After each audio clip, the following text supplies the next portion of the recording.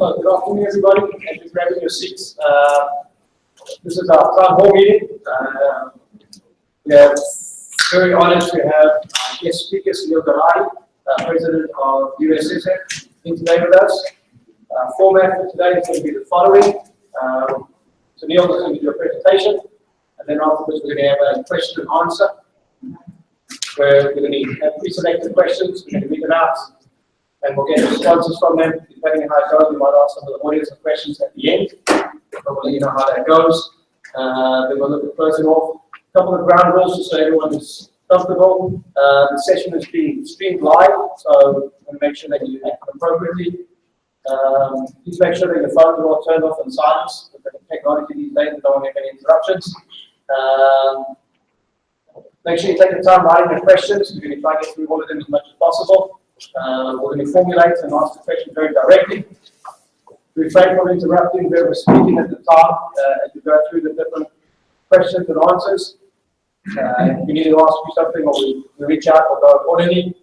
And then just make sure we respect the moderator and our speakers as we move through the afternoon. So, without further ado, I'd like to introduce Kurt Root, our president, so he can introduce everybody.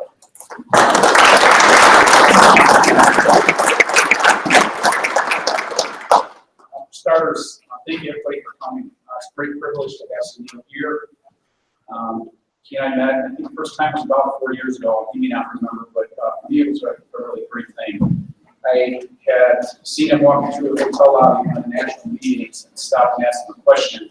And he stopped by and we ended up talking for about 30 minutes. So my first impression, and it left me with a very good impression, was his willingness to talk to all of us. And as I've observed him over the last few years at meetings, he gets out and speaks with everybody, which means he's getting input from all different levels throughout the soccer community. And it's a really great thing. We had breakfast in July in Texas at the USSF Soccer Finals. And he volunteered to meet and to come out to visit with us. And I was really pleased, actually flattered that he'd come out to see us. So grateful to have him here. He's truly an honored guest, and I just thought, it's worth taking a minute here to talk about some of the great things that he's accomplished in the 10 years that he's been in the role he has. If you look at the U.S. soccer spectrum, from a financial standpoint, in his tenure, we've grown the U.S. soccer reserves from what was about $53 million to currently it's about $140 million. And that's money that they're starting to reinvest, not just in the professional ranks, but back towards the youth game in the way of grants that are available to us now. If you look at the national teams, of course, the successes we've had with the women's team, and granted, we had a little hiccup this year, but consistently the men's team qualifying for the World Cup, there's been a lot of positive progress on the team. Major League Soccer in the 10 years, average attendance has grown from 15 to now it's about 23,000. It's been a very steady increase. It hasn't been jumping. It's been very steady. Last, if you look at fan participation, growing that soccer culture in the U.S. is a key component to growing sport. 2014 Men's World Cup, we had more fans from the U.S. traveling to Brazil than any other country during the Women's World Cup in Canada. And last, he's brought a great thing from a way of global leadership. He and others that are now active on the FIFA executive committees are representing the U.S. as a key contributor to international policy as well. So a lot of great successes that he's had and brought to us. Again, we're happy to have him here. And with that said, Sunil, you can come up and right there. I wish you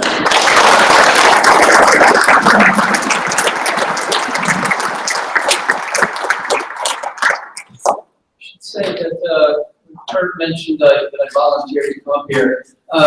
It's one of we were having breakfast, and he said, we had a good chat. Sometime maybe if you want to talk to my membership, and it's one of those throwaway lines. And he said, yeah, of course, whenever you want. He had a date, he had a specific time. I'm not sure if the term volunteer is the right word. But I actually thought about it afterwards, and it's, while I do get to talk to a lot of people, it's the first AGM type function at a state association that I've been at in quite a long time. get to the USYS meetings and the ASO and so on. So it's a pleasure to be here. Been here probably once every other year for a while for the Rhinos for national team games. So it's great to be back up. And Kurt was very accommodating in the schedule of that commitment this evening and moving this around a little bit. I thought what we do is very quickly run you through a slide presentation, most of which, or much of which I showed at the annual meeting in Hawaii this year, and added a few slides, took out a few slides. I'm going to go through that much more quickly than we did then, because I really want to then make it not even a Q&A, but a dialogue. So we'll have some questions, but I'm not going to give you, I don't think, 30-second answers. And if people have follow-on questions and we can change the format a little bit, we'll do that. But really have a dialogue rather than just a one-way lecture. I get to do that on Tuesdays and Thursdays in my classes, and so it's better not to do it here. So very quickly, and I'm going to come up, I can't use much, okay. What we are, programs we are in charge of, you know those.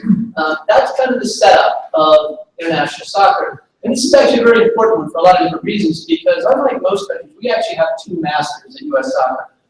One is American law, through the Ted Stevens Amateur and Olympic Sports Act, and that goes up through the U.S. Olympic Committee and gives us certain powers, certain antitrust protections, as a single and sole governing body for the sport in the United States, and that maps up then to the International Olympic Committee. And the other is CONCACAF and FIFA. And the reason it's important is there are places and times where the FIFA rules are in conflict with American law. And in most countries around the world, when that happens, FIFA's rules win. Because the Prime Minister of a country is told, if you don't change this law, you won't be in the World Cup, or you won't host this event. And laws get changed. That doesn't happen in the United States. It's not going to happen in the United States. So we made it very clear some years ago, and some recent things have happened, in the news quite a bit, have FIFA understanding that if there's a choice between American law and FIFA's rules, don't put us in that box, because it's not going to change. We're not in a position to influence government laws and policies. But that does lead to some issues along the way. That's our setup, the National Council, the board, our committees, and all of our programs in Soccer House. And obviously, the ultimate governing body is the National Council, which some of you have no doubt attended in the past. That's the setup of the sport more directly.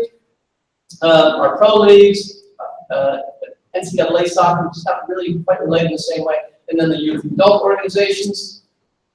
And then what Kurt just referred to, and I don't actually look at the period under consideration as the 10 years or now the 12 years I've been president, but really a 30-year time horizon. And it's not strictly because that's when I got involved, but I think there's some seminal moments that happened in the late 80s, specifically when we got the rights to host the World Cup, qualified for the first World Cup. So I kind of look at things as a 30-year period, huge numbers of participations. Those numbers are now generally flat.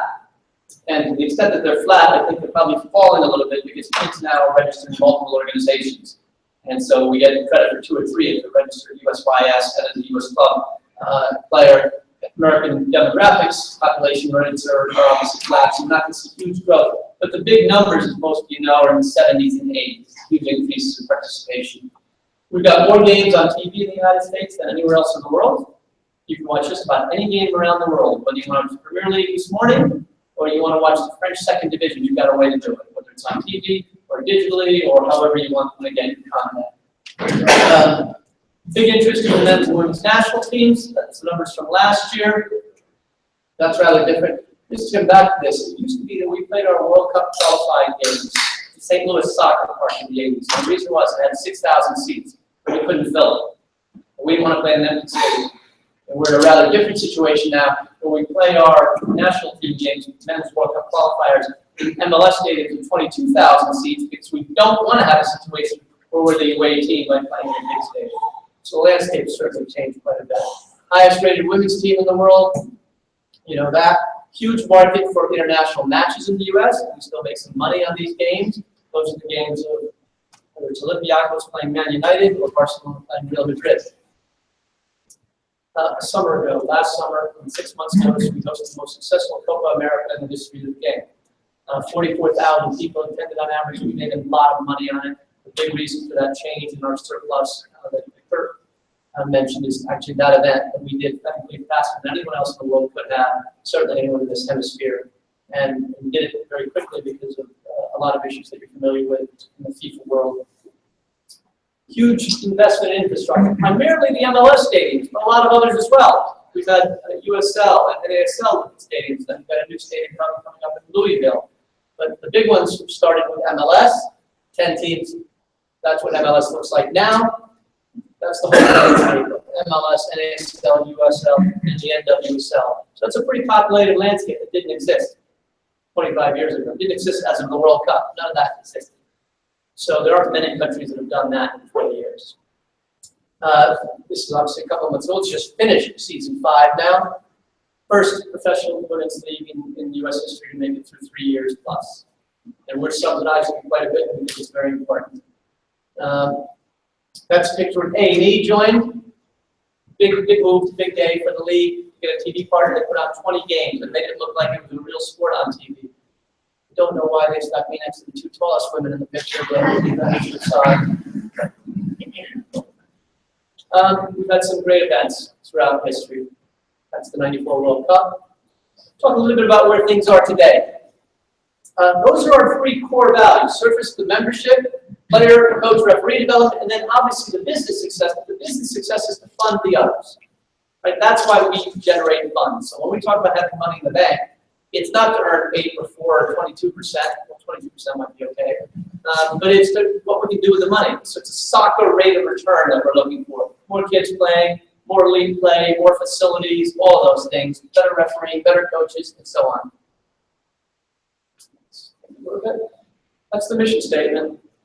And the young man on the left is certainly a big part of that mission statement going forward. A huge disappointment, as Curtis mentioned, that we didn't qualify for the first time in 30 years for the World Cup, and Christian Pulisic playing in Dortmund. This highlights the business side of things. It highlights 2 very important and different things. So if you go back to '86, our budget was $2 million. It's now over 100. That's one thing that's changed. Huge increase. Right? But secondly is the mix in that revenue. So on the left-hand side, you see most of the revenue was from 2 areas. Registration fees, the 50 cents or $1 that all the kids pay in the country, and international games tax. And a whole bunch of others. The others was referencing coaching funds. But they were small numbers, absolute, but big percentages. Now, if you look at on the right, what you've got is a mature business, a mature sport, which is what the pro leagues would look like that. And most of the revenue is coming from commercial sources, down to 6% international games, down to 4%. Marketing, sponsorship, and events are now at 82%. That's what a mature business looks like. It's not what U.S. badminton would look like. It's not what squash would look like. But it is what a mature sports league would look like, where most of our revenue is coming from commercial sources. These next couple of slides really highlight that 30-year period. The first column is part of a document that a few of us put together in 1986 to show FIFA where we were. And we literally showed that to them. In 2006, I got like the president, we went back and showed the FIFA president that document, that presentation, said, yes, I remember it. So if you look at that, how many players we had registered versus where we are now. Pro leagues is what we have now. Women's program and didn't have, now we have. 40 years of not qualifying, unfortunately 4 weeks of futility in that one. Player development spending. Licensed coaches and referees, huge increases across the board. Where we were on fan and commercial growth. All of those huge changes. Now obviously in the area of social media didn't essentially exist then. So those numbers are going to be increasing as you'd expect. Sponsors, we had 2 sponsors back then, Adidas and Chiquita for a little while. All right, those are our sponsors now. Across the board, world-class names, and all over the fields and wherever we play. All of our games are on TV now, or streamed, in some cases where we can't get them on TV, men's and women's games, and a number of youth games. Big 3 TV partners, Univision, ESPN, and Fox, and some faces that you recognize as your former players in the national team. Social media, Carly Lloyd, passionate, engaged. That was, so a few weeks ago, I qualified for 7 in a row and gotten only 5 countries in the world. When people said, yeah, you're playing CONCACAF. Only 5 countries in the world this century got to the second round of the competition at the World Cup 3 out of 4 times. Only 5. Brazil, Mexico, Argentina, Germany, and the US. So that's no longer just CONCACAF. Women's team, obviously #1 in the world. A little bit about refereeing, what we're doing and how we're trying to elite. We started with the highest level of referees in pro, and now we're instituting further programs both on retention and development, and they're not unrelated. That's pro, which is the top level of joint venture with MLS and the Canadian Federation.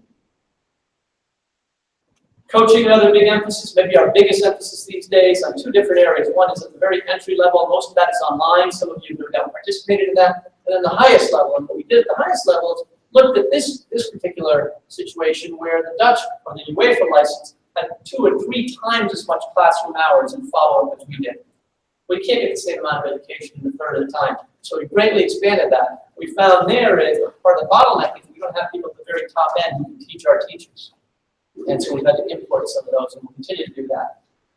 This is our first group that went through the pro license, a number of MLS coaches in there, as well as our CEO, Dan Flynn, and the number of hours it takes, and the number of hours it's increasingly now taking to get the very top cycle. Our player development stuff, that's how we break it up, 5 to 12, zone 1, the youth groups, and a lot of the PBIs that you've seen, small-sided play, the breakout line, all of those things. And then zone 2 is that intermediate group, zone 3, the elite level, 18 to 23. That's where we kind of started our focus maybe a decade ago, then jumped into zone 2 with the academy program. Boys Academy program now in its 10th season. That's what across the country. Girls Academy program starts this fall. And big issue that gets mentioned a lot, the pay-to-play program. We should all be honest about this. When people say we're missing players because of the pay-to-play, right? Every country in the world is pay-to-play. It's just a question of who's paying. Right? There's no free lunches anywhere. So everywhere is pay-to-play. In some countries, the pro clubs have such a level of funding that they can finance it. Or in other countries, in Paraguay, they pay. It's just not $500, it's $25. And if you did the math very, very quickly, just take elite players and said, okay, what's the number of elite players? We got 4 or 5 million registered players.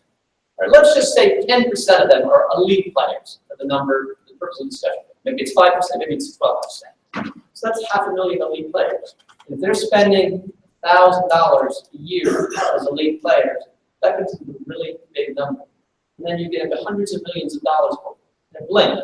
So we're not going to be ending the pay-to-play model. And by the way, nor should it be the case that if you're affluent, that your kids should be able to pay for free. You pay for piano lessons, you pay for volleyball lessons, you pay for tutoring. What we want is a situation where those that can't afford it, we have a way of finding them. So that the better system would be, let's say, something akin to the financial aid system, like college. And we've done some of that with the academy, trying to do that across the country to live apart. But my daughter is not an elite player. She's not going to play in the national team. And for us, it's a couple $1,000s a year. Now, we can afford that. Now, she was a very gifted player, and we had no way of finding out that she couldn't afford it, and her parents that kept her out of it. That's where the problem lies, right? But it's not the fact that it's going to be free for everyone. And anyone that says we have to end the pay-to-play system, well, if Santa Claus comes every day, we will. But without that, it's going to be continuing modifications and hopefully ending those that can't afford to pay. Started raising money. And actually have raised significant money for development funds. We'll have a lot more to say about this in the next few weeks. Purely as development from donors. Given all the issues that were going on in the world in the last few years in the FIFA world, none that were directly impacting us, indirectly yes, we decided to do some of our own internal studies. So we thought we had a lot of the best practices, but we wanted to do even more of it.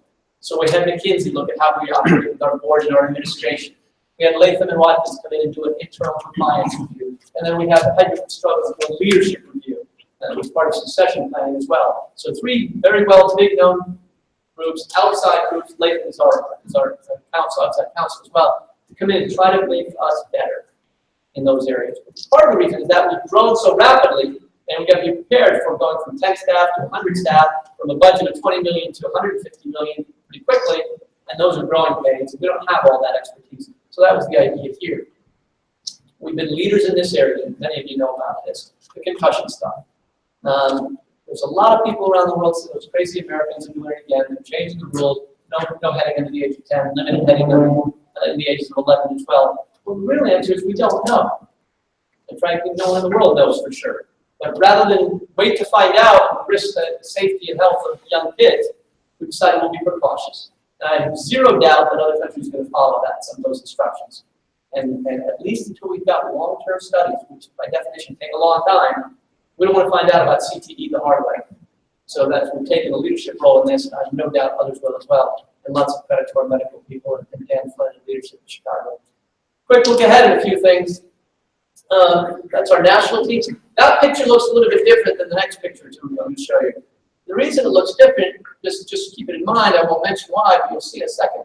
That looks a lot different than this one up. No, I'll come back to this one. What you see in this picture is a lot of diversity.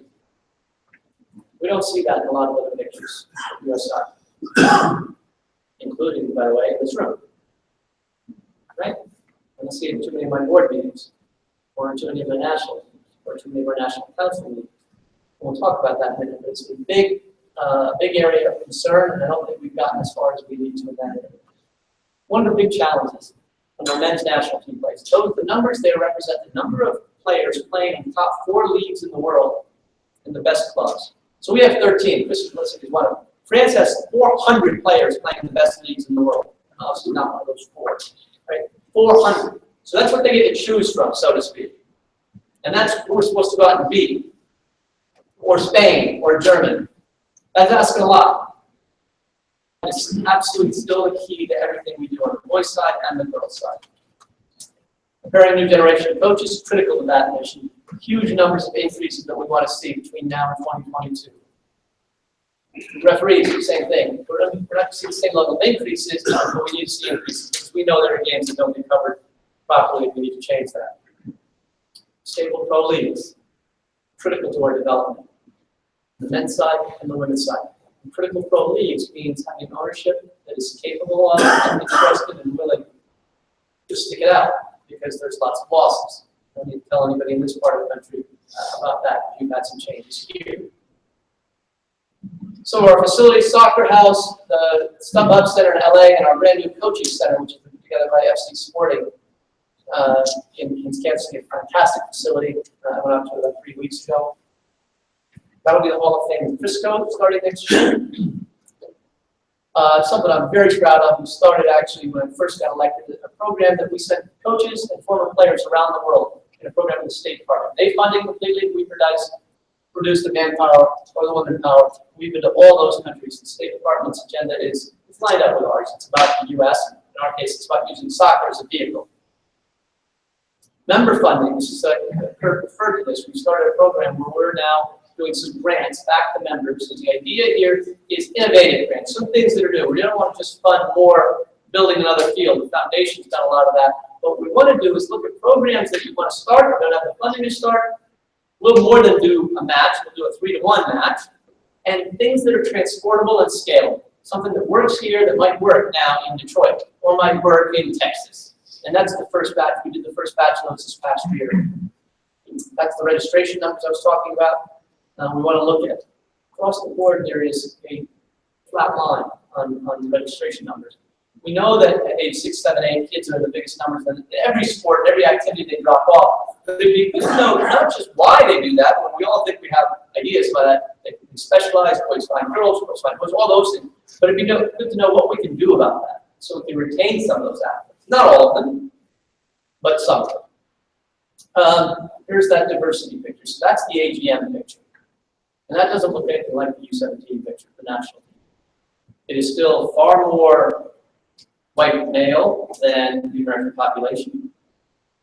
It is still very little Hispanic relative to the American population, very little African American relative to the American population. We can do a better job there, both in terms of players and identification and recruitment and development, as well as all of those things with our administrators, our league coaches, our referees.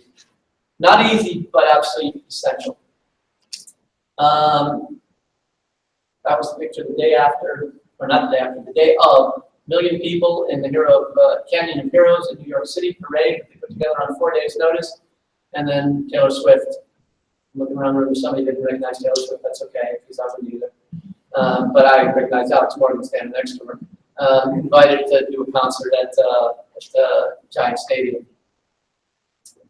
And then our other little project that we set out for 2026. Try to bring the World Cup back to the United States. We announced it at the Freedom Tower. In April, was the president of the Mexican Federation, and now the president of CONCACAF, who was the president of the Canadian Federation at the time. So what the Washington Post had to say, which we were very proud of in an editorial, of how to try to bring these three countries together a little bit differently than maybe various tweets have. That's kind of the timeline and the announcement when we made it. And that's what we want to eventually see. The goal eventually has to be to try to win men's and women's. Now, I'm not going to talk the New York Times about that and say I'm winning the World Cup. I'm already being a little bit cautious now that we're streaming. But I don't know, many of our players or coaches say, let's go out there and try to finish second. Right? Our partner at Nike doesn't say, just try to do it. Right? So whenever our players are coaches, the aspiration has to be to try to win. The ultimate aspiration has to be to try to win on the field. Not for our rec players, but ultimately that's what we want. 2026 sounds like a nice time at home. 2027 with the women's team would be another, we'd like another couple more in between. So we'll see. That's what it is. That's where we are. That's our kind of theme. And with that, I will stop and happily answer any and all questions that people have. We can start that. Let's make it a discussion. This. Yeah. Great.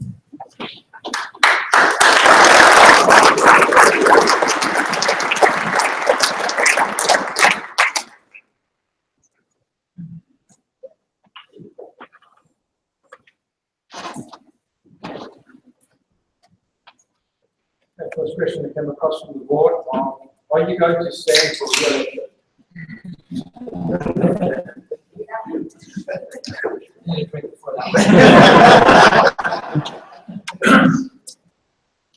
We'll let you know soon.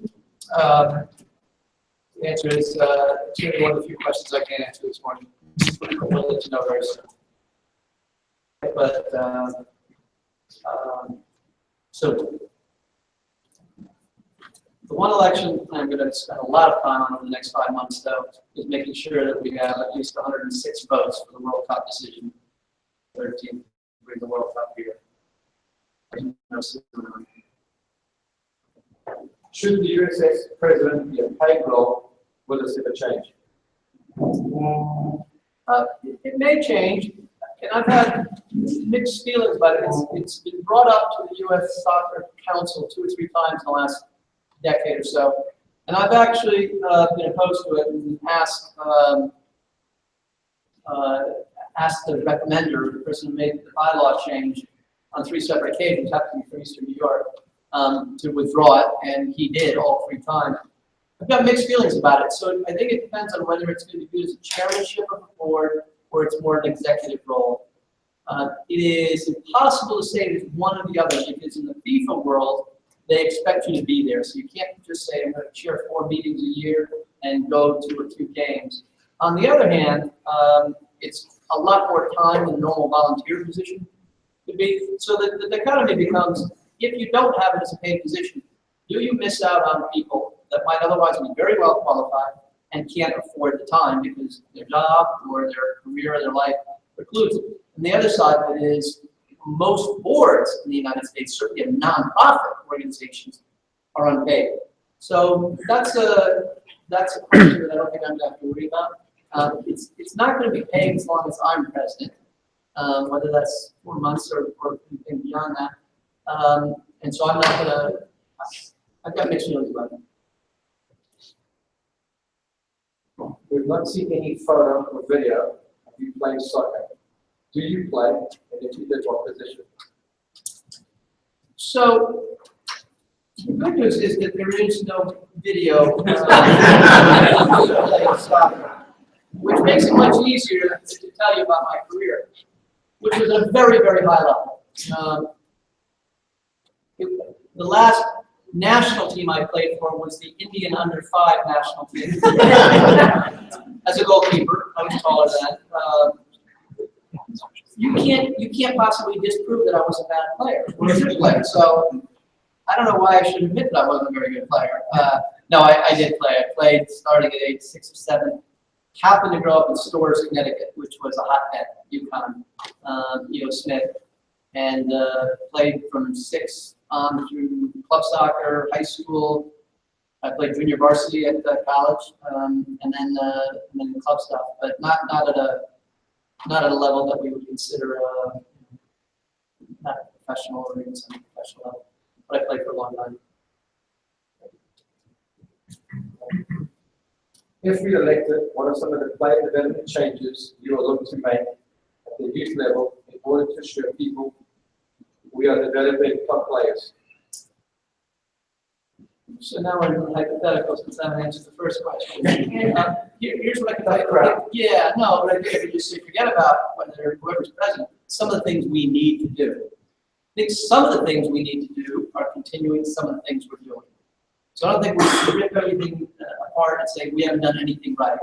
And I would use as an example of that, this year, in the under-17, under-20 World Cup, 2 teams made it to quarterfinals of both competitions, the US and England. England won both. We made it to the quarters of both, lost to England in the quarters, and lost to Venezuela, eventual finalists, in extra time in the other. So we've got some very good players. Christian Pulisic is a player that developed throughout the US system. Weston McKinney is a player developed throughout the US system, as well as some of the players that were on the field for us now. So some things are going quite well. What's not going as well is the number. We don't have as many of those special players. So between the development academy, between the additional changes in coaching, and I think we've got to do a much better job of getting into inner cities and getting other players participating. And I think we've got to look at everything we're doing. So we've got a group called Double Pass, which has looked at the English FA and looked at the Dutch. And the Dutch didn't qualify, by the way, for the World Cup. Looked at our academy setup, looked at our MLS setup, saying, what should you be doing better? And now I'm talking primarily on the boys men's side. The girls side, there's some different challenges, but where we are relative to our competitors is different. So I think there's any number of things we do, and the first thing we do have to do again is look at everything we're doing and how we can do that better, and what we should rip apart or what we should improve. Give you an example. We started this thing with the IMG Academy, the Military Academy, in 1999. Well, after doing that for a number of years, we decided now MLS and other teams have youth programs that pretty closely mimic what we like. So we'd be better off having 400 or 500 players living at home or in local academies than having try to pick 25, the best ones, identify them age 15 or 16 at that young age. So I think there's lots of things to be done with our partners in youth soccer, including some with college soccer and what we're trying to do there. There's a lot of 18 to 22-year-olds that continue to go to university. That's the system here. About making that a split season, so they have an environment that's closer to the regular environment. We've got lots of challenges in the U.S., but we've got lots of advantages. Challenges, weather, geography, big country. Advantages, 330 million, relatively well-fed people. Better facilities than almost anywhere else in the world. And if we can get a national will, I mean, that's a big part of this, a national will to want to do something. We want to go out and win, and not just get to the World Cup, but succeed on the men's side and continue to defend on the championship on the women's side. So I think there's lots of things we can do better, and I think you'll see some of those happen as they happen over time. The rise of the MLS has led to increased talent across CONCACAF. What is the US plan to address this rise in talent elsewhere? It's a challenge. Oddly enough, when I was just before the meeting started, I had a call with one of our former national team coaches, who was citing a statistic of percentage of time that was on the field for MLS teams by American eligible players. And that's different than American players, right? Because a player who's played for another country, but gets a green card, plays as a domestic player in the league by American law. And that's not, the percentage wasn't high enough. And what we know is by having a dozen top Panamanian players playing in the league, or a dozen Trinidadian players, that certainly helps the league. The notion is it should be helping development of the game overall here. And how do we do that? And this is always a catch-22 in discussions with whether it's Arsene Wenger and the English FA or with Don Garber and myself about the rule on how many international players to allow. But eventually, we've just got to get better younger players and fight their way through that and be on the field on merits. We've looked at a lot of different things. A homegrown player rule, limitations on the number of international players. But I think as the league continues to grow, there'll be more teams in the future. There'll be more opportunities for American players. We've got to do everything we can below those ages of professionalism to have better players to get into those teams and become better themselves. Not easy over the look. How competitive? 2026 World Cup. Is there any chance we won't get the Yeah. The 2022 World Cup is in Qatar. So I don't ever discount curveballs, either in questions or in elections. We think we have an extraordinarily strong bid with Canada and Mexico. An 80-game World Cup we need to put out for the first time with 48 teams. We don't have to build a single stadium, a single highway, a single airport, a single road, or anything else. But it's an election. Generated program is going to say U.S., Canada, Mexico scored 98, and Morocco in this case scored 86 or 99. In the end, there's going to be that scorecard, but then people have to vote on it. And anytime there's a vote, I've been through a few now. So I never discount anything. We think we have an extraordinarily strong bid, fully supported by the government, fully supported by all three governments, venues, and we think we would put on the biggest, the most financially successful, the best World Cup of all time. We think that's important to FIFA, given some of the history of the last few World Cups. The economic part of it is important. We think sponsors and television would like it here, but it's an election. And whether it was November of last year or December 2nd of 2010 or any other election, any of us have been part of, you never know what the results of elections until the ballots come. Good questions coming in from the audience here. So, US men's U17. Oh, if they were bad questions, would you say I got some bad questions? Yeah, This is a really bad question. It's a bad question, but I'm going to ask it anyway, embarrassing the poor person that asked it. That question, a question I asked is mine. So, US men's U17 has done well over the years. U20s, little less. And the 23s, even less. What went wrong during the U23 development over the last 15 years in your opinion? Well, I'm not sure that it's gone bad over the development. There's a couple of things. First, there's just some pure logistical issues. U17s have far more slots and through the 20s than we do with the under 23s. In the Olympics, we have 2 slots. The U17s, we have 4 slots. So that's part of the explanation, just the numerics. Not enough young American players have broken in and gotten playing time. At age 23, most of those players from everywhere else in the world were professionals. That's starting to change more and more, that most of ours now are professionals, and most of the players that participated in the last one certainly were pros, but there's still some players who are college players. I'm not saying that's a bad thing. I'm just saying they're less experienced at the international game. And so we've looked at what's gone wrong and what's gone right. In the last one, obviously we lost in the playoff game because we was down to 2.5 spots to Colombia, which had a very good team. And prior to that, a goal that you can almost never see happen very late in the game. So those aren't excuses. We should be doing better there. Mexico has been dominant and qualified right through, and we're looking very hard to make sure that we get enough training, enough player development at those older ages. And the catch there becomes, if they're not playing in their MLS team, but they're a reserve in their MLS team, getting them released or getting them released from their European club to get matches. So that becomes a hard one to get enough games for them. And then I think, there's a lot of things we would look back and do differently, whether it's personnel decisions or otherwise. I'm not going to get into it, but we certainly see a shortfall there and understand that we need to do a lot better.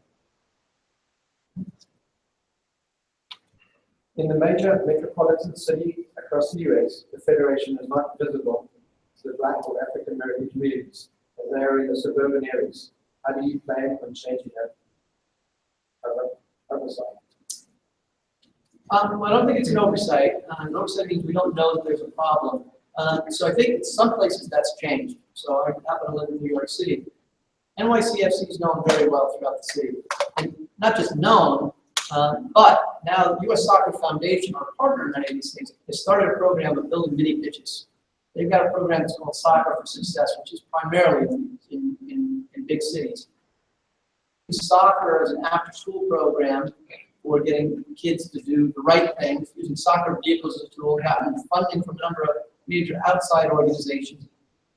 And now, along with MLS, along with Adidas, building pitches across the country. The idea is to build 1,000 of these mini pitches, right? Space is a big consideration. I've been at a couple that were inaugurated in the city, and it's fantastic. And if they can keep this scaled up, I think you'll see some behavioral changes, because now you have a safe space to play, with some basic soccer lines marked in. Now, the harder part of that, frankly, is not just building the facility, it's now getting the programming to supplement that. Getting coaches to get kids turned on to the game, rather than, okay, hey, we've got this pitch here, now we can figure out a way to put a hoop at the end of it and play basketball. That wouldn't accomplish what we're doing. So I think you're seeing a greater address that. It started in LA, Chicago, New York. You've got a number of mayors, and it's cooperation between local park and rec department, which have far more resources than in these other groups, for fairly obvious reasons. They own the land. Our commercial partners, the foundation, and I think you can see much more of that. And then we've got these things we call training centers, where we go into cities that don't identify a lot of players, whether it's ODP or a development academy. And we ask coaches, including coaches that may not be part of the mainstream with an A license, have you seen good players play? Yeah, well, there's this kid I see every Thursday, he plays in indoor league. Yeah, here's the next tryout, get him out there. And then we track these kids. So those are the 2 or 3 or 4 things, plus far more scouts than we've ever had before. And a lot of them are going to inner cities, looking at players and looking for players. So there's a great effort to do that. Is it anywhere near as far as we'd like to be? The answer is no. But there's certainly far more effort to do that than there was 5, 10, or 15 years ago, where we acknowledged the problem, but weren't in a position financially to do anything about it. Taking to be honest, the next question was, That's what we kind of tried to do. is there a plan to increase diversity in country education and country development academies, national scouts, etc.? That and it becomes a little bit of a catch-22, because the more coaches, educational programs, the more they are symbolic to others that they can get there. The more administrators, the more people you have in leadership positions. So that's a big part of it. And as frankly as we get more players who also want to become coaches, I think you'll see more of that. But it's an important goal, whether it's in those slides or my everyday speeches. But it's not it may be a passing grade at this point. It's certainly not an A grade for what we've done, and probably not a B grade. So I wouldn't grade our success in that area anywhere near as much as I would like it to be for an acceptable grade for USSF. Have you considered parent education modules or orgs like this one that could be developed? Yeah, so we've done a lot online, and I think it's silly to think that most of the players in the country at age 6, 7, 8 are going to be playing for coaches who played themselves, played in college, played 2 years pro, and have an A license. That's just not going to be the case. For millions of kids, it's going to be a parent-teacher model. Now, so what can we do? Is they've got the most contact time with players, with their kids. So we've done some, and something's not revolutionary maybe. Here it is. We just started a program in Washington, the state of Washington. It's a test case. A guy named Tom Byers is one of the innovation grants we funded. And Tom has done this in Japan very successfully in a number of other places. Because our common notion is, hey, while the kids are 5, 6, 7, let them just play. Don't interfere in the other. Tom's notion is very different, and he's been very successful at this. Yes, it's just about the kids having fun, but they will have much more fun if they know a little bit about how to keep a ball properly or how to use your instep. And so what he does is works with 3 to 5-year-olds. 3 to 5-year-olds with the parents of 3 to 5-year-olds. We're going to see, and showing them, just showing your kids some very basic skills. Now the videos Tom shows are often of his own kids destroying his own house. We'll leave that issue aside. So how do we get parents more engaged? I think parents are just going to come stand on the sidelines and watch their kids not be engaged. Your kids, it's nonsensical. So how do we get them a little bit more educated? Can we do additional parent licenses? So give them the very basics that it's not about winning. It's not about the whole crowd cheering when the goalkeeper punts the ball 40 yards. These breakout lines and why we have these things. All of those things. It's educating a huge number of people who are critical to the overall mission and development of players. Now, obviously, as they get older, you want coaches who are more educated in the game or play the game. But for many people, that their first contact is going to be with the parents. It's not going to be with the coach. We think that's absolutely critically important. Scott, before we go to the next question, I just want to make sure you guys have an opportunity to answer a bunch of questions, and they've all been your questions that you submitted. But before we go forward, are there any follow-up questions that you guys might have out of the audience to some of the things that have already been answered? Yeah, I don't need that. I don't need that. That was a test. I don't need that either. That last question you just answered was actually mine. I was looking more for parent education about soccer as opposed to parent education to train players. Because I believe a lot of our problems, pay to play, et cetera, are because parents really don't know that much about soccer in the U.S. culture. It's not like you're in Brazil or Germany or France or Portugal. My answer to that is specific programs to guide parents more about the game. I don't think it's going to be something we can take the lead on. Now, where is it going to be? So the millions of kids that started playing in the 70s now know a little bit more than the hundreds of thousands that were playing in the 60s, right? Whether it's because they play and so on. You've got now hundreds of games on TV. You've got MLS, NYSW, USSF.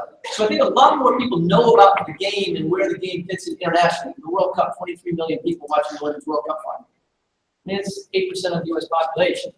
So they know a little bit more about it than they did a year earlier. Or roughly 15 to 17 million people watching the Men's World Cup every game. So I think that's the way it's going to be as much as anything else, learning about where soccer fits in on the American landscape and on the international landscape, the World Cup, and who Lionel Messi is, and what the Champions League is, and what MLS is. So all those hundreds of thousands of people in Atlanta, and a couple of us were talking about earlier, Atlanta's having 70,000 people a week go to a game. That's it's one of the highest attendances in the world. Forget about the U.S. So I think that part is a little bit more natural, or in some cases where the kids are dragging you to a game. But clearly, and what I would use is even casual empiricism in New York, where I live. The number of people or students that are wearing a jersey, and it may not be an NYSC jersey, which I'd love to see, or a Red Bulls jersey. It's, more often not a Barcelona jersey or a Man U jersey. But the knowledge base is far higher than it was a decade ago or 20 years ago. Part of that, especially made for social media. Demographics are in our favor by far out of the major sports. Interest and fan affinity we're going in the right direction. Young people interested. Baseball skews much older. So I think the demographics are in our favor. But our emphasis is more on the coaching of the kids rather than learning about the game. Other folks about questions? Anybody else? Just a general question. I can't explain the 7-1 game. I'm sorry. No. What are your pros and cons of promotional allocation in your opinion in the U.S.? So that's actually interesting because almost everybody that are asked that question says, so why don't we have promotion and relegation? And I think you've actually asked the right question. What are the pros and cons? So in principle, I'm agnostic about promotion and relegation, which obviously means I believe there are some pros and some cons. And I have read just about everything anybody academic or otherwise has written on the subject, because it's at least in social media. So here's some of the pros. The idea of some of the pros is it forces fierce competition and forces you to have quality and forces every club to produce at the highest possible level, because if you don't, you're playing in the second division the following year. Fair enough. What's the way that's done in the biggest way in Europe and elsewhere is by buying players. Developing players for sure, but if you're about to be relegated, what does everybody do in the Premier League in January? They go out and buy players and spend money. Why not spend money? Well, I don't know what that means in an American system, which we have in all sports, where there's some constraint on compensation. Right? European leagues, other than financial fair play, don't have any restrictions on spending.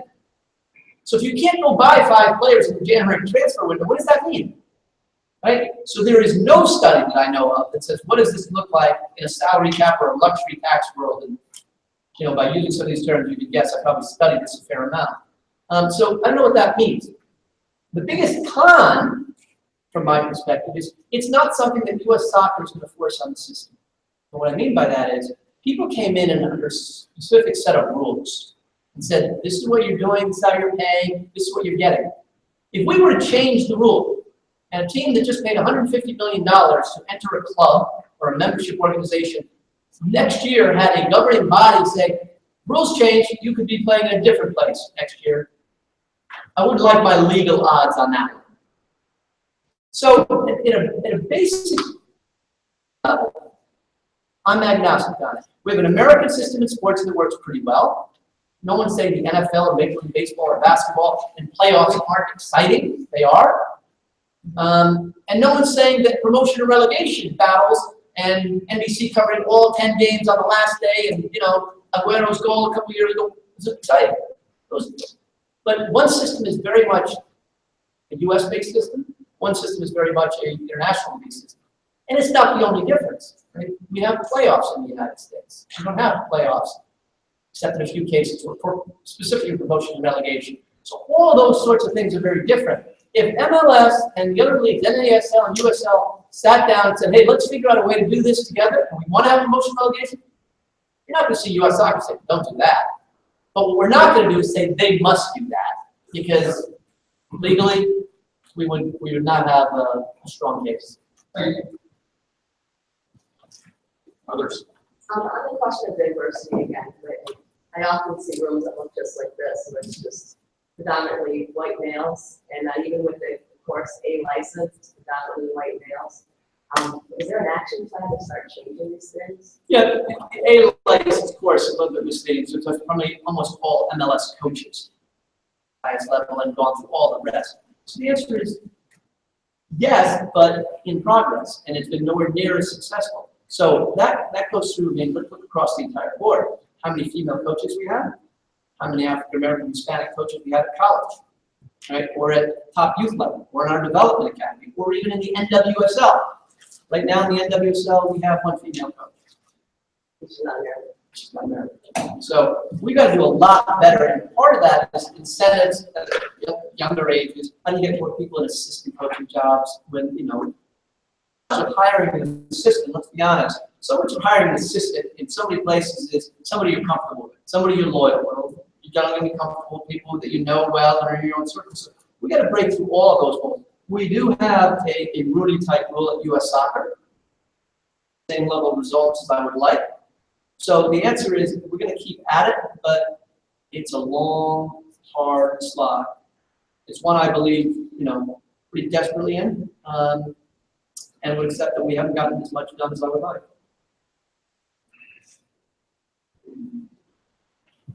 Anybody else? We'll keep going through the couple of questions you submitted. With 70% of kids quitting youth sports by the age of 13, what is US Soccer doing to combat the drop-off rate? So, as I mentioned earlier, that drop-off rate exists in everything, right? It exists in all sports, in basketball, and every other possibility. So ideally what you'd like to do is slow down the fade, but more importantly in some ways is make sure that the ones that are really gifted soccer players choose to continue. We're never going to go from millions playing to millions playing at age 16. It just doesn't happen in anything. It doesn't happen in video games. It doesn't happen in any activity for kids. So you'd like to find a way, A, to slow down that rate of attrition, and second, slow it down dramatically for the kids that are making a choice with another sport and that are gifted. Right? So that the 13 or 14-year-old soccer player who is also a football player says, hey, I'd rather do this. Why? Because it's cooler. Why? Because I might make $1 million. Why? Because I might get to date the head cheerleader, or whatever it is. Right? The same on the girls' side. But on the girls' side, for the most part, we get the best athletes. So I think that's a bigger challenge. How do you continue to get them? Some things we can do, some things happens naturally. More games on TV, more success, $1 million players. Now it's not, you know, I'm not going to say I want to be like Mike was 20 years ago. No, that would help. So how do you make it cool? How do you make it hip for kids? How do you make them stick with it? But we don't need to grow. We don't need to slow down the entire 70% attrition. That happens in every activity. and we won't be successful in that. Neither will the NBA or either will any other activity. Now, the other piece of that, it would be important to get the kids that do play to become participants in some other way later on in life, even if it's not between the ages of 13 and 21. It's, hey, I used to play soccer, so I know a little bit about it, as you mentioned. Because I know what the rules are, and I know what offside is, and I want to go to some games. So this goal of participants, and then maybe they leave, but then they become participants in another way, as spectators. So that becomes the, you know, everybody in this room was a swimmer at some point in your high school days, or you had to take a mandatory class. My guess is there are 5 people in the room that have ever paid for a swim meet, to watch a swim meet. How many people have ever paid to watch a swim meet? Of any sort. Okay, 2 of us, because I watch 2 adults with gold medal. That's 2. How many people here? Everybody in this room played badminton. Anybody ever paid for a badminton match? The Olympics. I got that one count, so it's only 1. Volleyball. Everybody here played volleyball. Anybody ever play for a volleyball match? None. 1. Okay, but you were strange to start with. So 3 big sports we all played, yet none of us have ever paid to watch. So when people say to me, so many millions of kids play, it's inevitable. It's not inevitable. Just like volleyball or swimming is inevitable to spectator sport. But the fact is, it's proven that if you play a sport, you've got a greater chance of being a spectator. So if those kids play a little bit longer, even if they don't turn out to be Christian Pulisic or Josie Altidore, being a spectator, being a parent who encourages their kid at 3, 4, 5 to play, and that's good.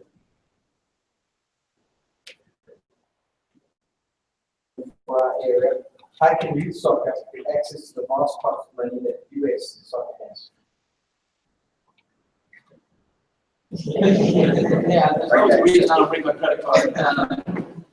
So, as I said, we started this program this first year. It's an innovation program, so write a good grant, come up with something that you think might be unique and transportable. But on top of that, we're looking at some other things that we'll do directly. Whether that's subsidizing coaching programs, whether that's subsidizing some other programs. We'd like to do it in a targeted way, but we're not trying a whole bunch of things. I think there's 7 or 8 grants we did this year, and frankly, we were prepared to do X of that in terms of dollars. But maybe it was the first year, maybe it was late, we didn't get quite some of the new things we wanted. So I think there's any number of different ways. But in most cases, when I say targeted, we're not the ones that are going to come up with that solution. Right? It's unlikely that we're going to come up with an idea that works for you, except if we found out that the state of Washington worked really well and it's transportable.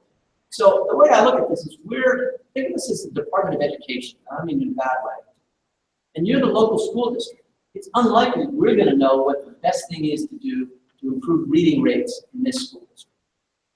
Now, we've got the 180 days of school, we got everybody should do some math, but you figure that out, and then it's our job to see if we can help with some resources.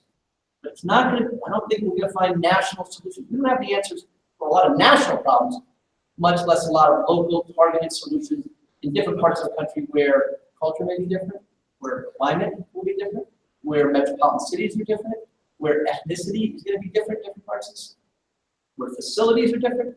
It's a completely different world than it would be whether it's in New York City or in Fairfield County, much less East LA. Sunil, a follow-up on that. So we've implemented a grant program where we reinvest in our membership. Will the innovation program be continued? Absolutely. Last year was set up with $3 million. I think we only used about 6 or 7. But the innovation program is in place now. Going forward, absolutely. Just be innovative. Thank you. Does college soccer still have a role to play in feeding our men's professional teams? Should there still be a drop? I think the answer to the first question is yes, and once the answer is yes, then the second answer is yes. Look, regardless of where MLS is or pro soccer is, there are going to be any number of young people, age 16, 17, who are going to say, I want to go to university. It's an important part of American culture, American psyche. And I think that's natural. So when somebody says to me, well, you know, it's never going to be part of it, it's just, you can't control that. It's equivalent to saying, well, it's going to rain every now and then. Well, it's going to rain, so accept that. Accept that a large percentage of American kids who are 16, 17 are going to go to university. Full stop. Now, is that the best possible thing for them if they're a highly gifted Christian Pulisic, Landon Donovan level player? The answer is probably not. But a number of them are still going to do that, whether it's 1 year, 2 years, or 5 years. Now, most of the players in our national team have not gone 4 years and finished a degree. Many of them went part-time or went a year or two. Some are now finishing schooling now.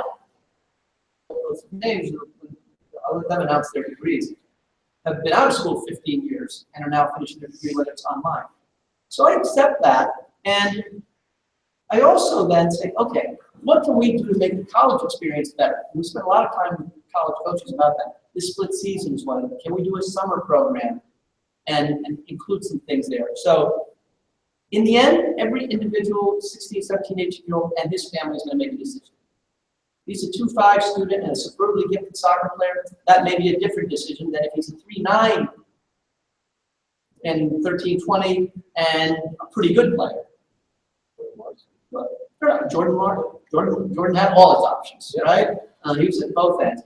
But in a unique situation, right? He grew up as a Seattle Sounder, and now he's at Stanford. He wins a couple national championships. His father is the team doctor of the Sounders. He's grown up as a Sounder, essentially. And guess what? Jordan Morris is going to get his degree. I have no doubt about that.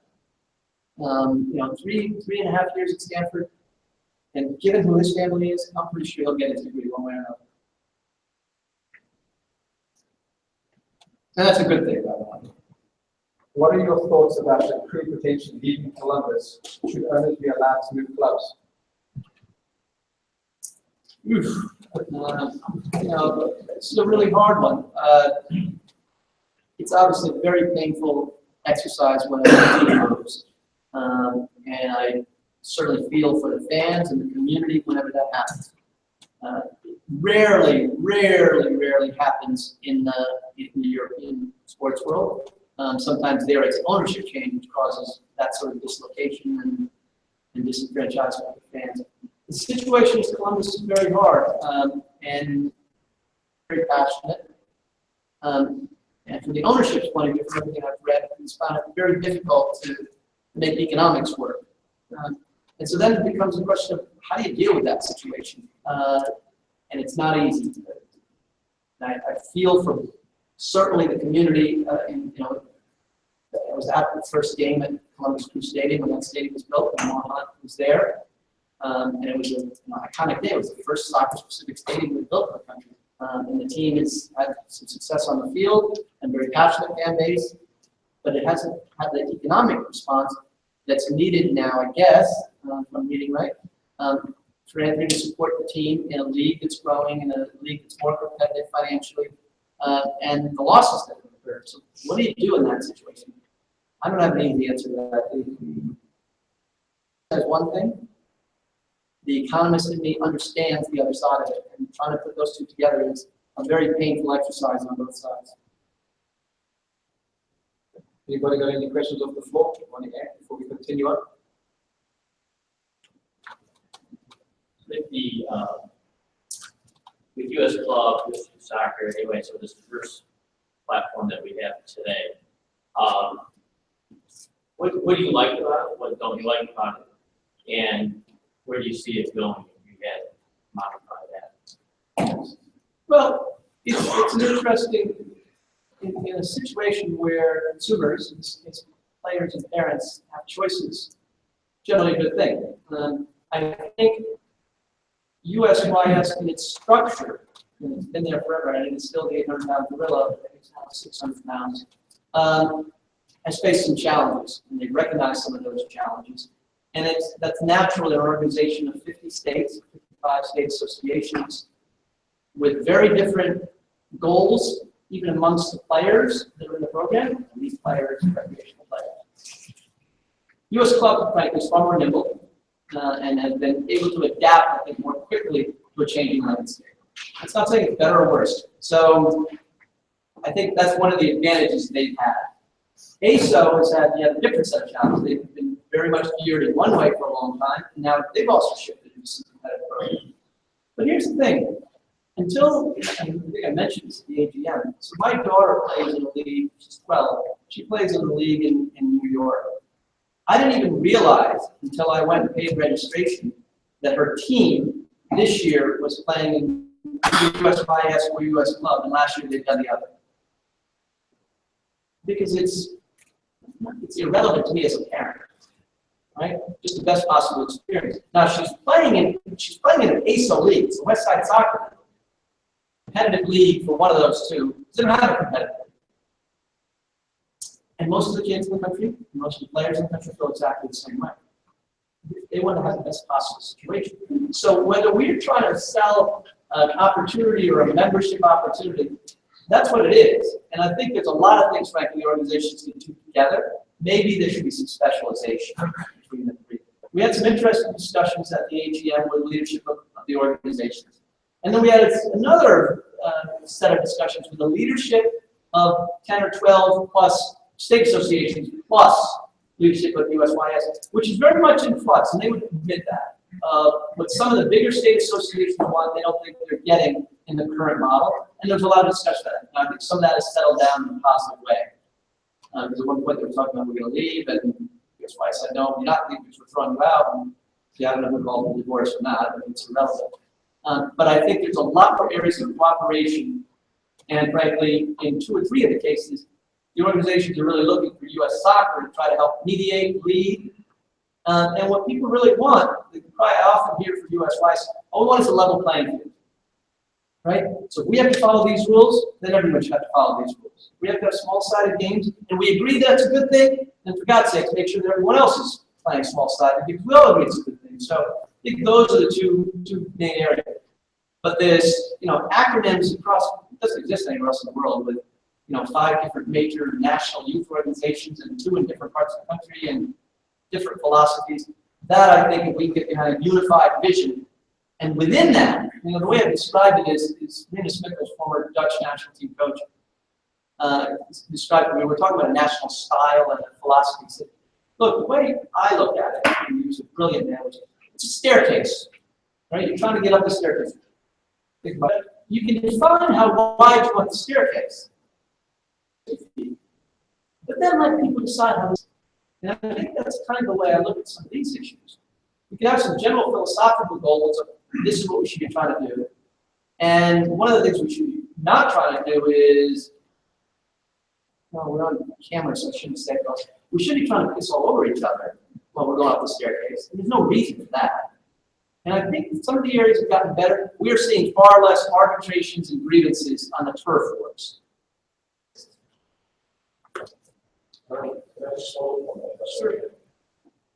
Should not then be where soccer team will lead in that, because at the moment the landscape, for us as coaches versus parents, and as a parent, I know you say it doesn't matter to you when you go to play, but a lot of parents every year, every week, will have to make a decision.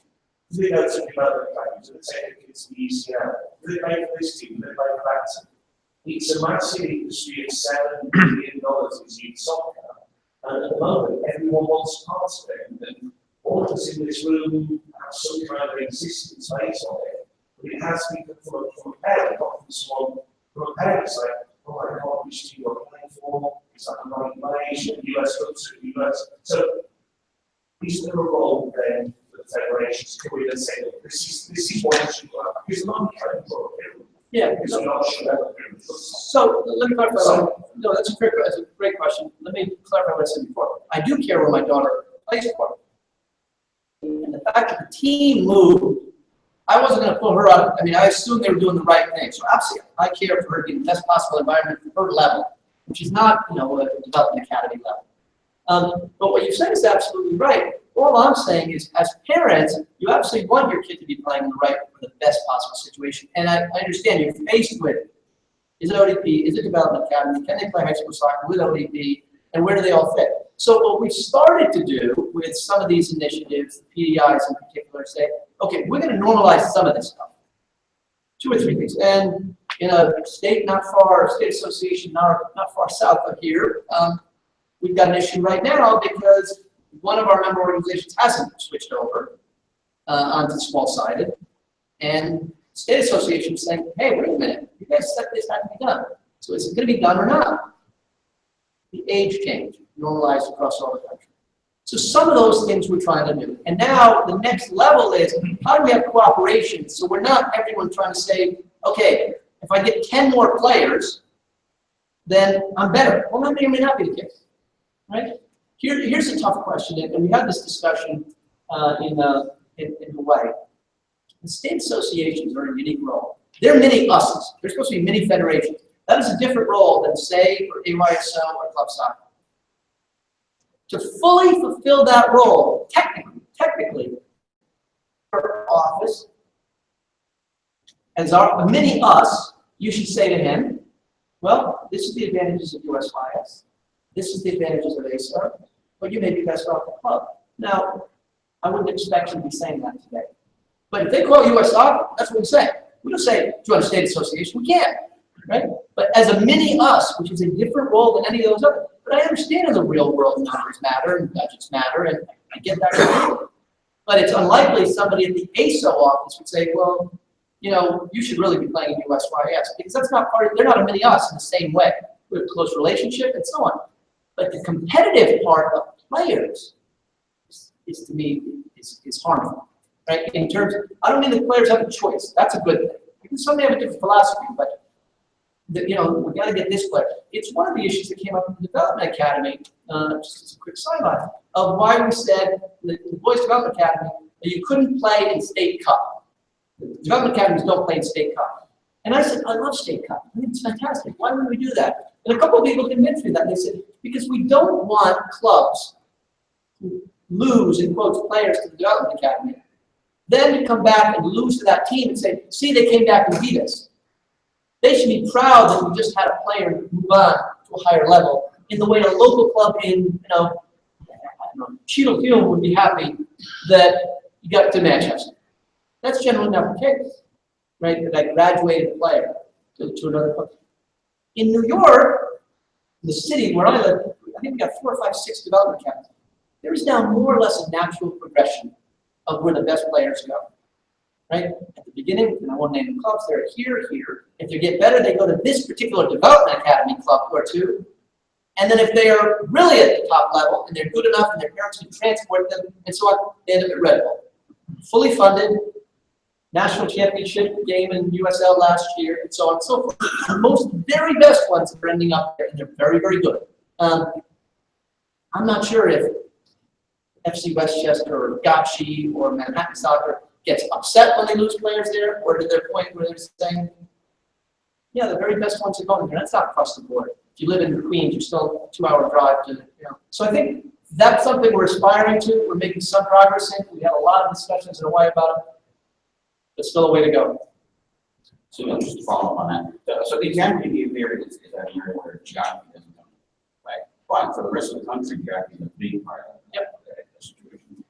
And the analogy of the staircase, yes, the staircase is there, it's 50 feet wide or it's 10 feet wide.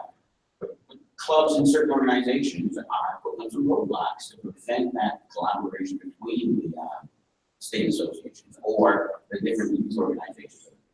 I think that's where the question is, you know, what else would we do to help facilitate all that collaboration go forward? Yeah, so I think, you know, the one specific issue you mentioned actually comes up in the FIFA world as well, which is, you know, your cross-border state, you can't say, well, again, it's a different state association, we can't mix. We can't solve that one. I mean, you know, and I was in Kansas City 2 weeks ago for that National Training Center, and I have no idea whether it was in, right, and where the state line was and all that. So that one we should be able to figure out a way to solve. The geography, of course, geography matters, because in rural areas or major cities, you're still going to find in many cases teams are town or city based, and that's natural. They're not club based. People drive. Yeah, Dempsey used to drive 2 hours from Nacogdoches to Dallas. That's a little bit different. It turned out okay for him, I guess. He got 2 goals the other night, so it's coming back. So I think we need some practical solutions to those things, keeping in mind that for the most part, whatever the number is, 60, 70, 80, 90% of our players are still at young ages, primarily recreational, although as Bob Ganser loves to say, I don't know what the difference is between recreational and competitive. They all play because they want to have fun, and they all want to win, which is true, right? But I think we've got an idea where the winning becomes more important. And when we talk about the academies, as a side note, say, you know, it's not all about winning. Well, for the players, it's always about winning. Whenever they say, 6-year-old kid, whether my daughter was 6, they want to win. The emphasis is, what is the emphasis of the person in charge of the team or the president of the club? That's where, let's not worry about putting the biggest kid at center forward, scores 3 goals, then we'll move or her to center back and win 3-2, right? Or making sure everybody gets a chance to play, or just play the long ball. All those sorts of things because we can win trophies. The kids are going to do that naturally. They want to win in every game. That's human beings. But it's the person on the sideline, and quite often, who's paying the person on the sideline and what their philosophy is. Trophies and going to 7 tournaments. Measurement of development, which is what we're pushing, and saying, no, that's not the best way to measure development. I mean, the Development Academy started because we did a sample of 14-year-olds, a whole bunch in one particular club that I won't mention. So how many games did you guys play last year? It's one of the top clubs in the country. 102. How many times did you practice? How many of those were good games in sets of 1 or 2 goals? 11. How many times did you practice? Well, 41 or something like that. I'm making up the numbers. That's the equivalent of me giving 4 exams a week and doing 1 lecture a week. Right? Completely reverse to what everyone else in the world does. So we're going to have an exam every day, and then we'll have 1 lecture, 1 training session for every 4 games. And by the way, in between, we'll play in 3 tournaments on Saturday and Sunday, play 4 games each day, and 102 people. We're all smart enough to like this. The judge in NSL versus USS case was made a ruling today. Do you have any comments? Yes, the judge in the NASL case made a ruling today. And the ruling was to deny the preliminary injunction request of the NASL. I won't comment on that further. Obviously, we're pleased with the decision of the court.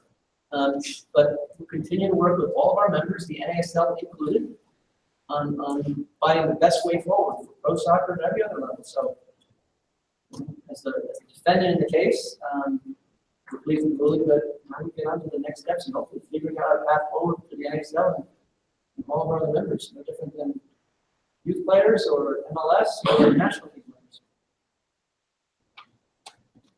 players. Coaching courses in Spain and Germany are as little as $600. In the US, it can be as much as $4,000.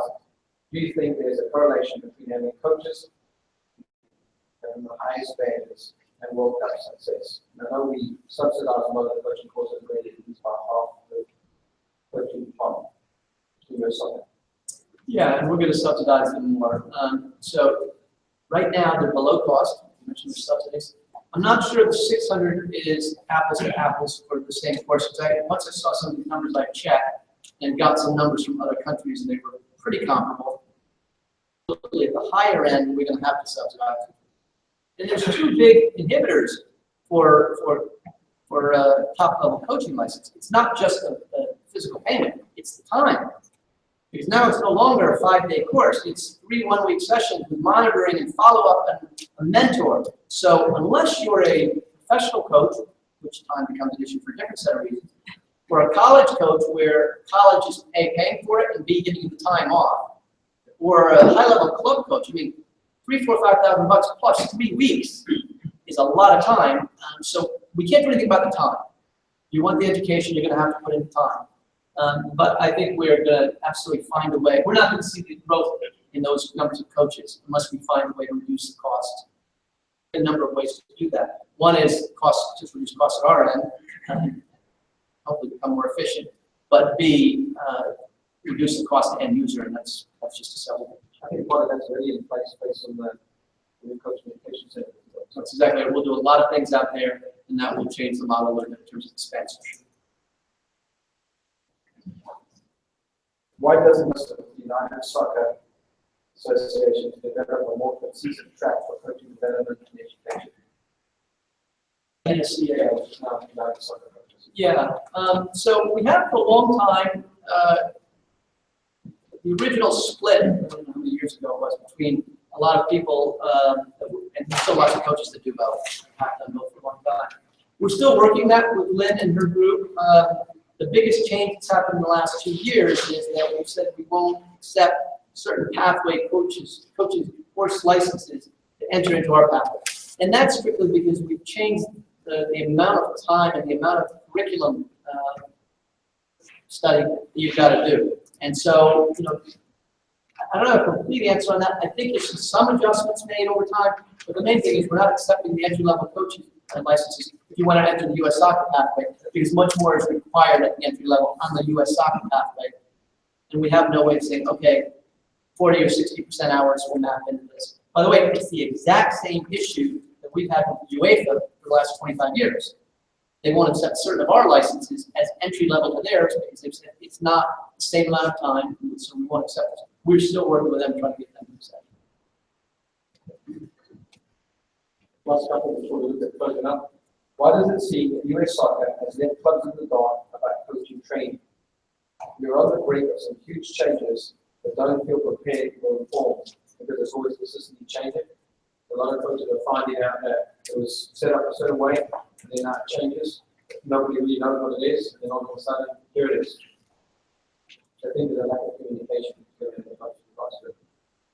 So unless this is your question, you can explain. I need somebody to tell me a little bit more about what that means. Whoever asked the question, don't feel shy, it's okay. Whose question was that? That was my question. Yeah, so I don't quite understand. What kind of changes are being made that aren't being communicated properly? At the club level, I feel like a lot of the coaching expectations for the grassroots, the ENF license, the changes with the ENF license, I feel like that we're on the brink of making these big changes come January, but we don't even have like a real go live date for to be able to make sure that our coaches are trained and able to provide the proper education to the players. But this is the beginning of November, and I just don't feel like we're prepared to be able to deliver the coaching. So, and that's fair. If we need to improve, it sounds like we can improve communication a lot in this area. So I think there's probably 3 or 4 big sets of changes over the last 6 to 7 years. One was the curriculum that was out there, and that Claudia Reyna and others developed. And none of these things, you know, were written in a closet. I mean, we stole the best stuff from the best people around the world. So that was one, and that's probably now 5 or 6 years ago. And that was pretty widely disseminated, downloaded a lot that was online, and so on. And then the second was small-sided stuff and the age group change, which the age group one certainly communicated well because a lot of people communicated back to me about it. We'll just leave it at that.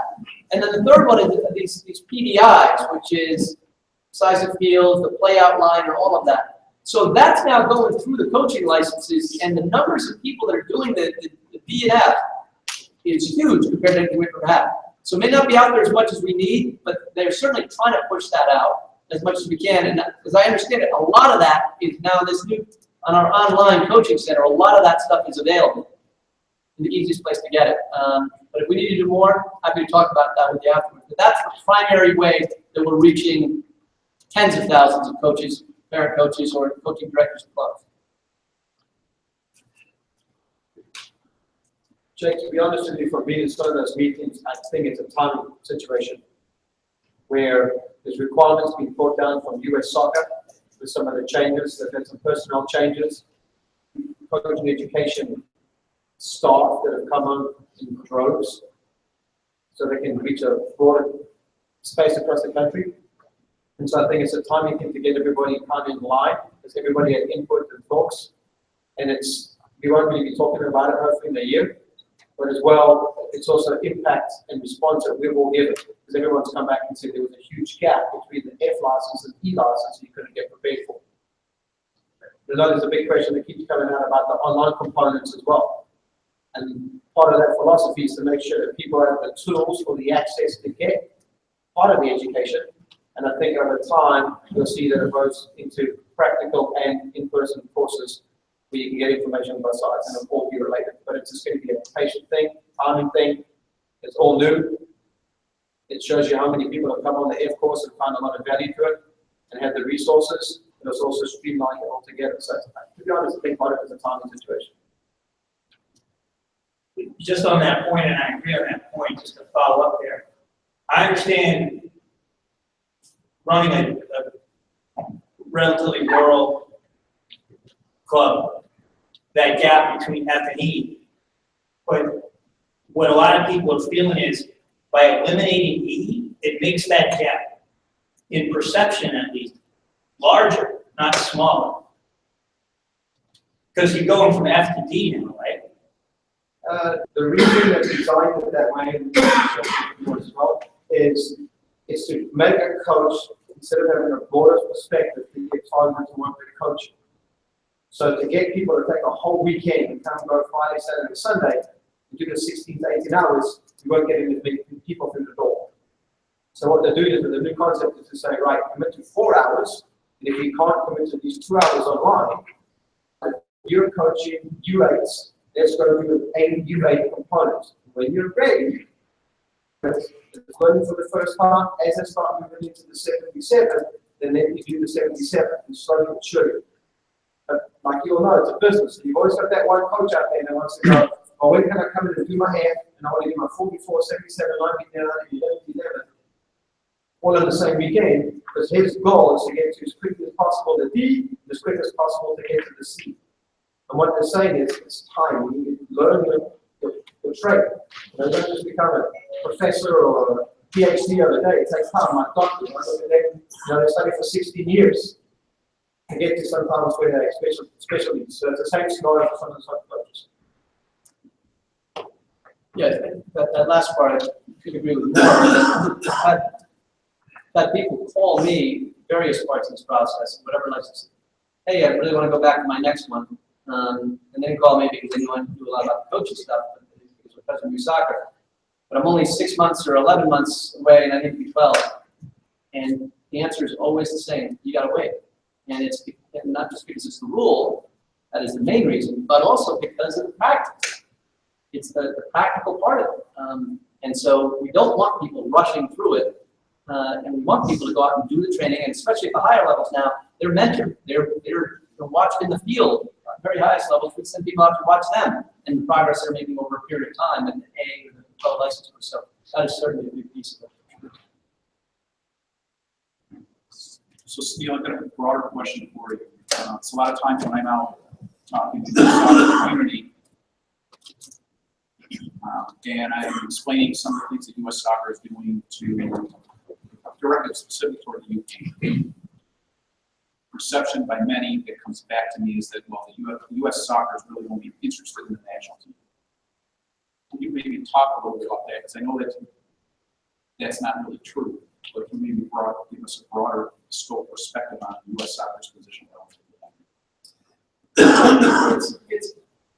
I'll use that same analogy I used earlier, but with another story to go along with it. We're the federal government. With the Department of Education, is my example. Then, yeah, in that, I should be using examples of military, I guess, but in that setup, with the Defense Department, we're dealing with standing army. That's the national. National team is a symbol. As much as everything else, it's a symbol of where we are nationally, it's a symbol of where we are development-wise, referee-wise, coaching-wise, and so on and so forth. So when I talk, for example, as I mentioned earlier, about winning the World Cup, whether it's the men's side or women's, we're not going to win the World Cup if we compare it to, let's say, the lunar landing. You're not going to land on the moon by just having 3 good astronauts. You got to have thousands of really smart physicists and thousands of engineers and hundreds of thousands of people who can read and write, and so on and so forth, to produce those 3 or 7 or the 100 people or the 500 people that are involved in that supply. For us to win the World Cup, we're not going to do it just by having 11 players. We're going to need millions of kids who are playing at a slightly high level, hundreds of thousands who are playing at a high level, with better facilities, with better medical care, with better spectators, not better spectators, more spectators that can feed a professional league that can therefore have better players, that can have better international. So those are all pieces of the puzzle. But do we spend most of our time on many other things that you suggest? The amount of time we spend on, for example, some of the things you saw there, coaching programs, referee programs, the concussion stuff, right? Inordinate amount of time. Dan Flynn spends so much of his time these days on the NWSL. That's a women's league that we're supporting. It's got nothing to do with the national team. You know, the foundation spends its time on inner city stuff, soccer for success, fields, and so on and so forth. Membership services, player registration, across the board, all of those things are big pieces. But now people's talking about, as you know, player registration system. So I can play the world. We spend a lot of time on finding ways to fund all these things, right? And that's primarily our relationship with Soccer United Marketing and Nike. So there is a lot of time that goes into those things. Now, what isn't visible, it's not as visible in the same way as the national or our pro league, where I'm standing up and talking about to a group like this, what's going on in Arkansas, unless it's something that's going to directly be that important to you, what's going on here, and I think is what we can see. Most of the solutions of things that can make this program, or the Arizona program, or the adult program that are in New Hampshire are going to come from the adult program in New Hampshire. We can help fund that, but you know, in a way, it's just the opposite of what most people want. They don't want the government, in this case, with them telling them what to do or how to be better. They'd like some resources. They'd like the government not to get in its way, and they want to make damn sure that we're, you know, fortified as a country. So, and that's not the wall I'm talking about. My wife is Mexican, so we just pray that we're on the same side whenever it goes up. But it's all those things. It's not what you hear about. And by the way, I don't think that's a bad thing. Our board meetings aren't dominated by discussions about how club soccer is upset when they like so this happened. They're dominated with what's our long-term strategic goal for building a national training center, or should we build regional training centers? How do we get more diversity in the organization? Should we be having more training, you know, entry level that we can do as a national federation?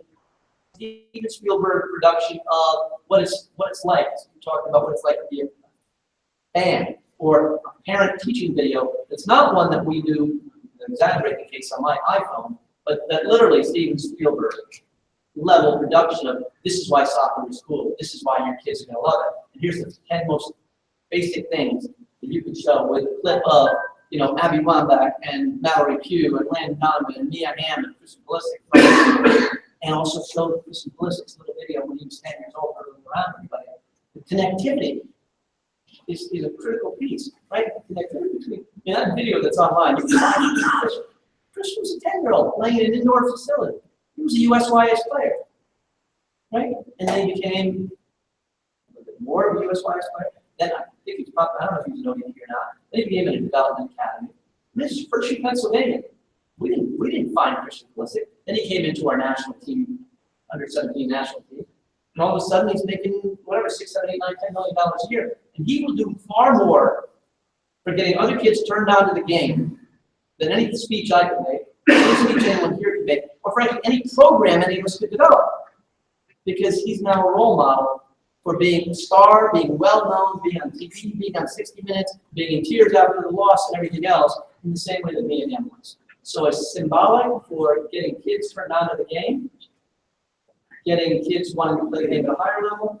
Media, social media, national team players, pro leagues can do things that we can't do. We still have to put in all the programs underneath that, supplement that, enhance that. But that's why we focus a lot on.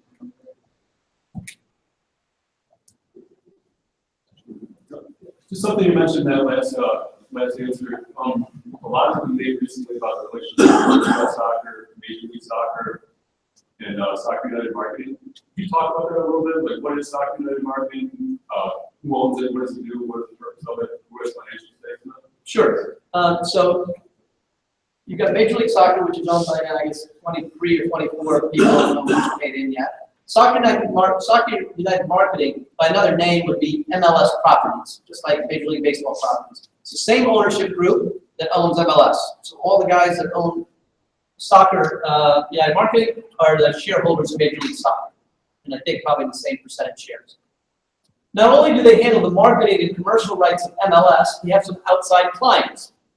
So they handle our commercial rights, US Soccer's commercial rights.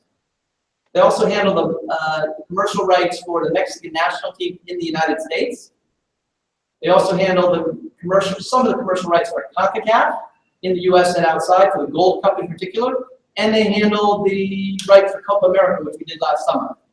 So they're a marketing company. Their biggest client is Major League Soccer, and they own Major League Soccer, the same people, but they've got other clients. Our relationship with them is, with the exception of Nike, which we do directly with Nike, it's by far our biggest commercial partner. They get a substantial guarantee and upside against our television and commercial rights, our sponsorship and merchandising and our TV rights. That's a deal that goes through 2022. That relationship started, I want to say, in, I don't know if it's 2009, 10, or 11. They used to be, those rights used to be owned by IMG and Nike as a partnership. IMG didn't want to continue. Soccer United Marketing stepped in and took over that deal, and then it's owned those rights. The last time we saw it was an 8-year deal through 2022. And we don't have an equity interest in Soccer United Marketing. We have no ownership stake in it. I've read various nonsensical things online about individuals at US Soccer having any stakes in it. That's not the case at all. They're an independent company. They give us a guarantee, and then we have a profit share of certain thresholds of sponsorship and television income.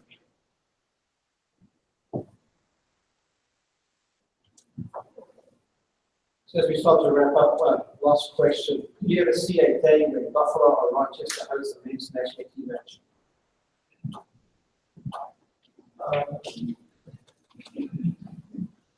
Let's see.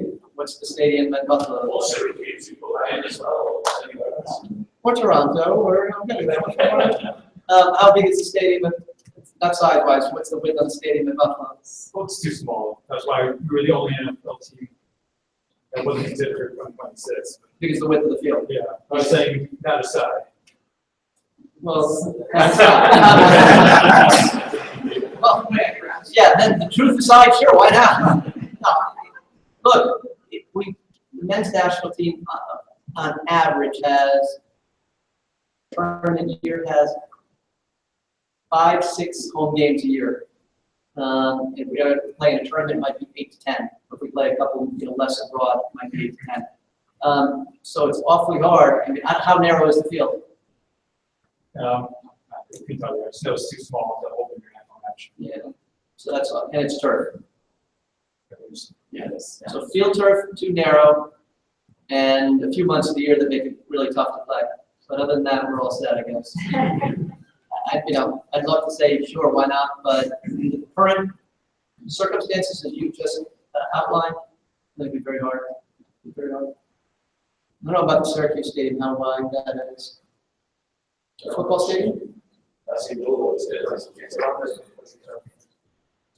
Well, Toronto's is bigger now than that seats, but that's not, you're not talking about Toronto. And no, we're not going to play any home games in Toronto anyway. We did play a away game though. We played Toronto 2-3 years ago. So, if there are any other questions, let me, no, sorry, one more. One more, sorry. First, I want to commend you for coming here and speaking with us. We really appreciate it. I wanted to know, because you have mentioned that some of the laws by FIFA doesn't apply to US Soccer. So, would US Soccer accept rulings by court of arbitration for sports? So let me be sure what I said on the first part. I'm not going to say we don't accept. I'm saying sometimes they are in conflict with each other, and we can't disavow an American law. So would we have our membership at CAS? Our membership at FIFA requires us to accept rulings in court of arbitration sport. Sure. I was asking that based on the loss, the case that was brought before. Promotion and relegation case. Yes. Yeah. And in follow-up to that, wouldn't it be a sunset clause with respect to the MLS Pro system? Just pharmaceutical companies do have a time period within which the drugs they come up, they have to elected generics come around. Right, but Pfizer knows about the patent law and the copyright law when they start investing in the drug. They know the rules. Nobody changes the sunset law on a patent from 50 to 10 years after people are already in the game. So that's one thing. On the Court of Arbitration Support and Promotion Litigation, I'm not going to talk about the details of that claim, but it essentially comes down to interpretation of the Constitution. Except, in this case, I won't go any further on it, we have the Constitution, FIFA bylaws, but we also have the Federalist Papers, really well written by Jefferson and Adams. And it's not Jefferson and Adams in this case, but you'll get the point. And by the way, when it gets to the cast, Jefferson and Adams are still alive. So I'm pretty sure I know what the rules on this one say and what FIFA's rules say. But we'll follow through. Well, anyway, since I suppose we'll be going to Russia, I want to invite you. I'll be going to Russia. Our last claims and players, but let's all go to Russia together. But anyway, I want to invite you to a tournament in Las Vegas that we're organizing for US soccer fans who will be disappointed with us not making it to Russia. So let me get this straight. Just a few days before the World Cup starts, you want me to go to Las Vegas to a group of fans that are not happy that we're not there.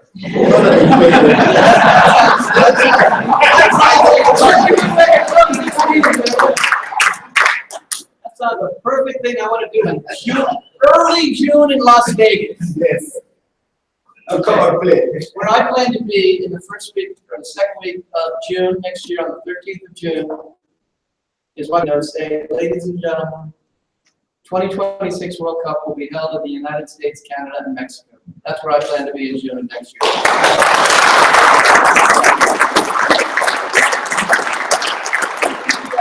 Let me just close with a quick set of comments. So it's been a rough few weeks because of the national team not qualifying, and that's not what I'm going to talk about.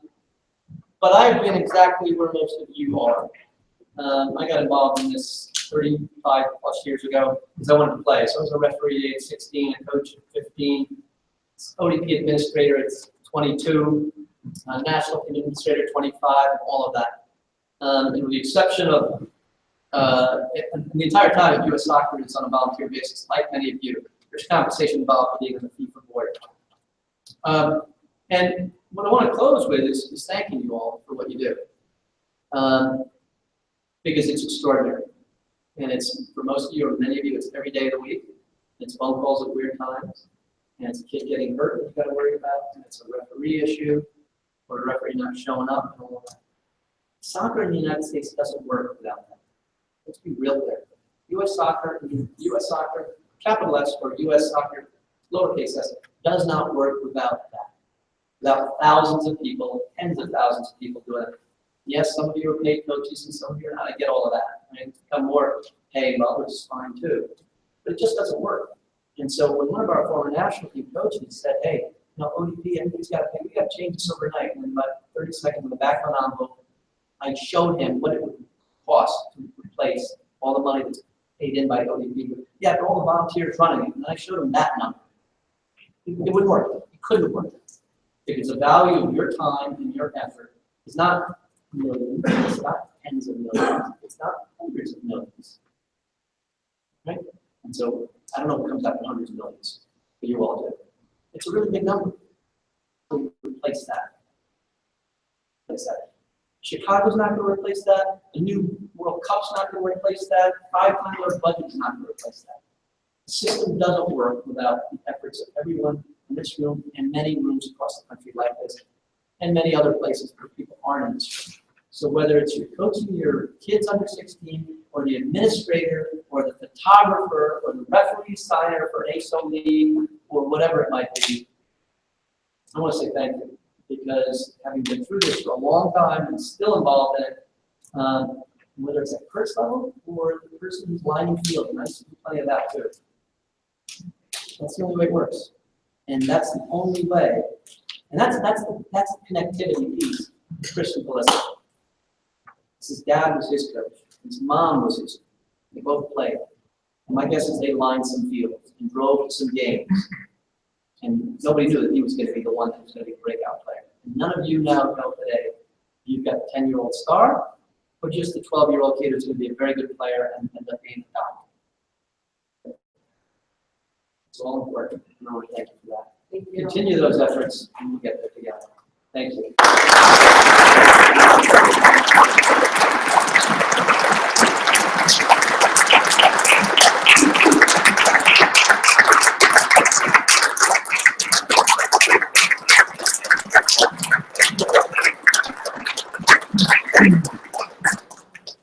Everybody, thanks very much for being here. This is a great opportunity for all of you, obviously, to get learn some perspective. And just a quick announcement, our AGM meeting starts at 4:15. 4:15, and we'll be here. Thank you again for coming. Appreciate it.